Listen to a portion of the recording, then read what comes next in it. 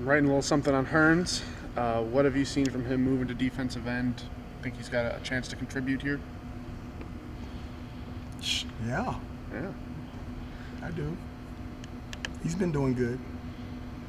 Anything particular within his game you'd like to share that maybe he could work on? Oh, I'll let the coaches. He's doing okay. Okay.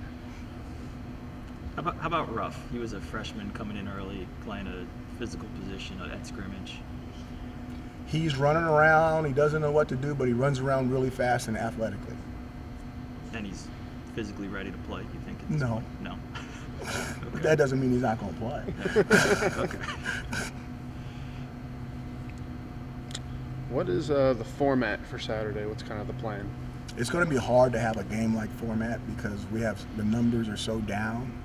So it's going to be more of we're going to try to treat it like a game, but we're not going to kick off and do all the special teams and stuff like that. So it'll be more scrimmage format with a little bit longer breaks than we would normally have to allow people to rest up, because we'll have some guys that'll be taking almost every rep. Mm-hmm. So we just can't get them tired out where they may get hurt because they're exhausted.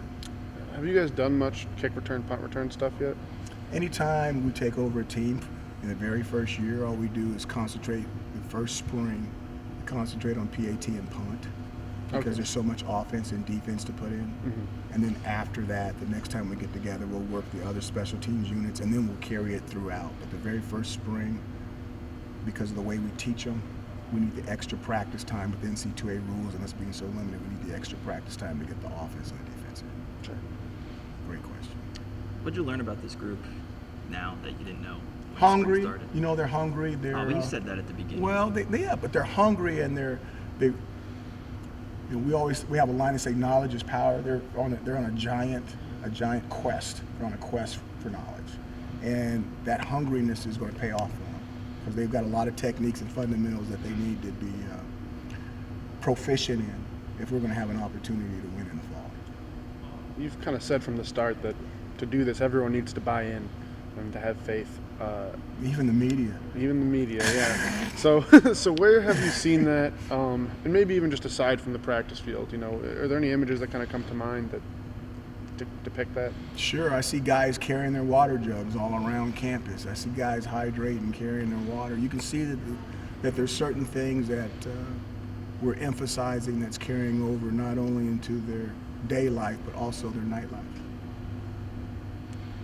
Not too many tired guys in the morning at practice when we have to run? Not as many. Not as many that they learned?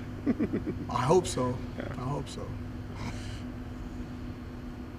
You're not going to ask a question? You want me to?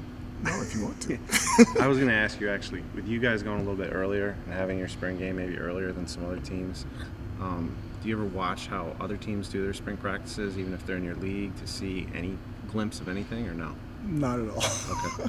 Because here's the thing, most spring practices or most spring games that are on TV are watered down. Right. Okay, the big scrimmage with all the stuff is normally the Saturday before that. And then when they get to the spring game, it's more of a diluted type thing because they know it's going to be on TV and you don't get to see everybody's stuff. It's the cake, but it's not the icing. Right. Yeah, I guess to follow up on that, what maybe percent of the offense might we see on Saturday? How would you describe, I guess, the level of detail? The level of detail better be extremely high. The right, volume and what they do. and quality of the stuff, limited. It's like 10 different plays, 12 different plays? I don't know. I mean, they got more than that in. I don't know how much they're going to call. You got to remember you've got your ones, you've got your twos, you've got your threes. There's a different level there's only certain plays that the threes can do right. And you get to your twos, they get a little bit more, and the ones got a little bit more. So, I don't know. Here's an offbeat one. Roy Whitkey, how would you kind of describe his role in the program, and is he kind of your sounding board or someone you bounce ideas off of? Coach Wiki has a lot of knowledge. You know, like I said, knowledge is power. Coach Wiki has a lot of knowledge, which means he has a lot of power. The man's been around. He's been the National Award-winning Coach of the Year, which is a very, very hard award to win. I haven't won that award. There's a lot of coaches that haven't won that award. I think there's actually, with him and Brian Ward, we have two of those award winners on our staff. And we went through the ACC the other day, and We have 2. Boston College has 1, and I'm forgetting the other school. Darn it! And one other school has 1, and all the other schools have 0. So Coach Wiki has a lot of knowledge. I think he's a very intelligent young man, and very intelligent man, and I think his wisdom, his knowledge is important in a lot of aspects.